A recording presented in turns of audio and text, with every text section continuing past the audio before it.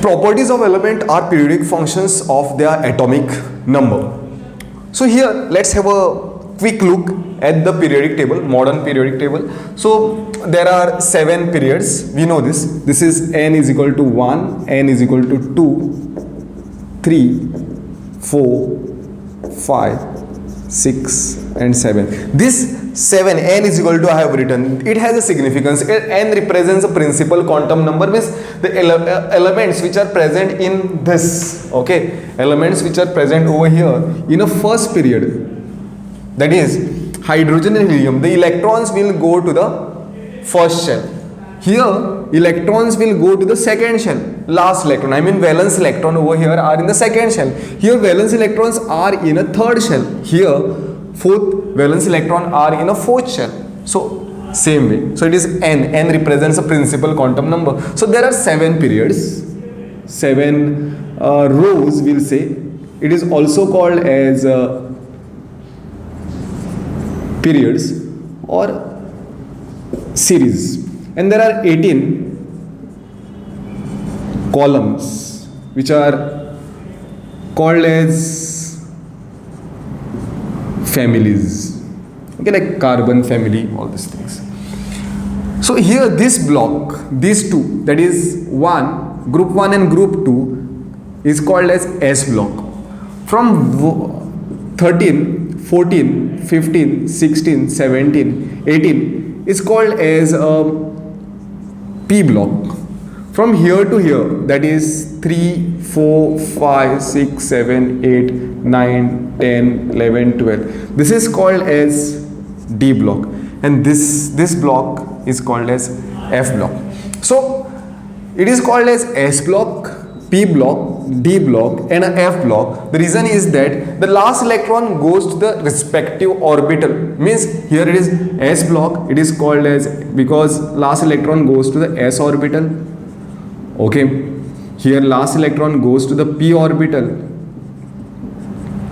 and here last electron goes to the D orbital, last electron goes to the F orbital, right. So these are the things. Now which element? Over here this is hydrogen, this is helium, right. Group 1 element, I will just write helium, lithium, sodium, potassium, rubidium, cesium and the francium, right. Group 2 element, magnesium, aluminum,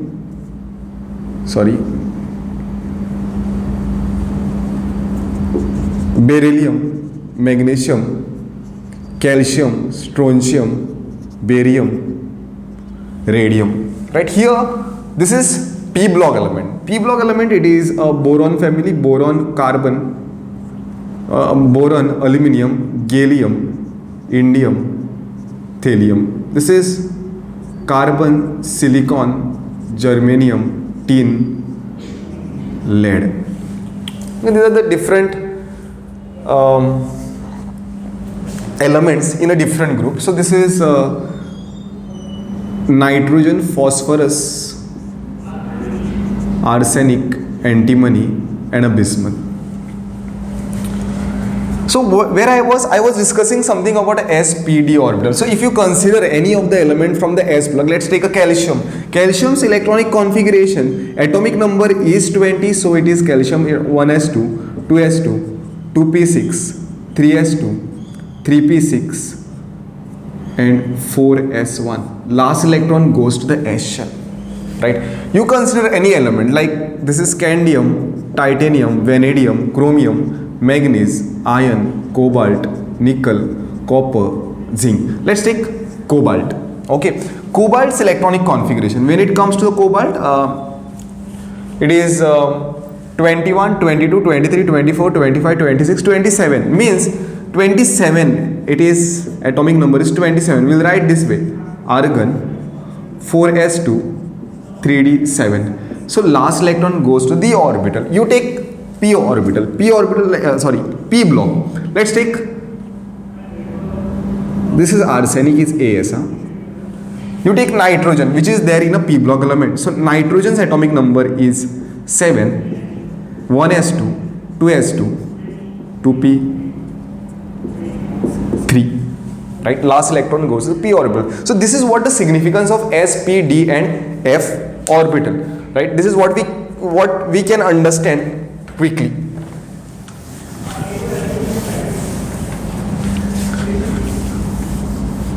So talking about the general electronic configuration, general outermost electronic configuration, general outermost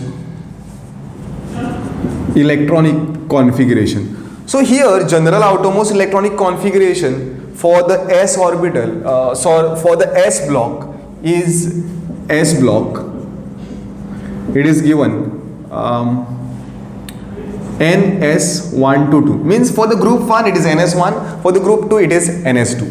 For the p block element it is ns2 np1 to 6. D block it is ns2 n, or I'll write 1 to 2 because there are some exceptions over here, n minus 1 d 1 to 10, okay, d 1 to 10.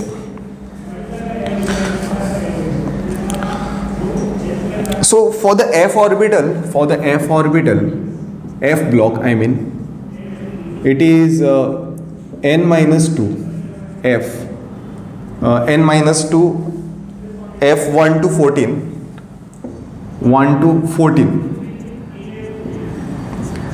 n minus 1 d, just one electron over here, one electron, or 0 or 1, 0 to 1, and this is ns2. This is general outermost electronic configuration. You pick up any element over here. So here this is ns1, this is ns2. N is a principal quantum number, 1 2 3 4 5 6 and 7. So this is about the general outermost electronic configuration. Let's pick up one element. Let's say for the phosphorus. For the phosphorus, n value is 3. So general outermost electronic configuration will be, for the phosphorus will be, right, it is 3s2, n is 3. So 3s2, 3p, then it is third element in a group. So it is 3p3. So this is what the outermost electronic configuration for the phosphorus. Let us understand this. See, phosphorus atomic number is 15, right? So it is 1s2, 2s2, 2p6, 3s2, 3p3. So this is what we had.